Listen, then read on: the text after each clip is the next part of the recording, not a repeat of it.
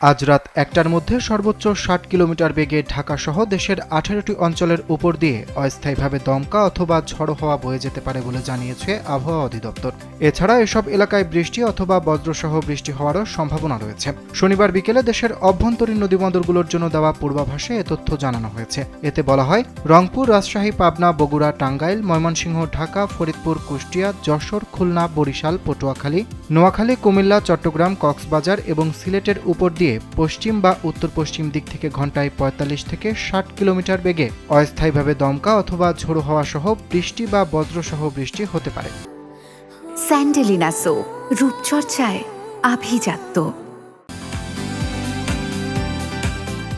এসব এলাকার নদীবন্দরগুলোকে ১ নম্বর সতর্ক সংকেত দেখাতে বলা হয়েছে।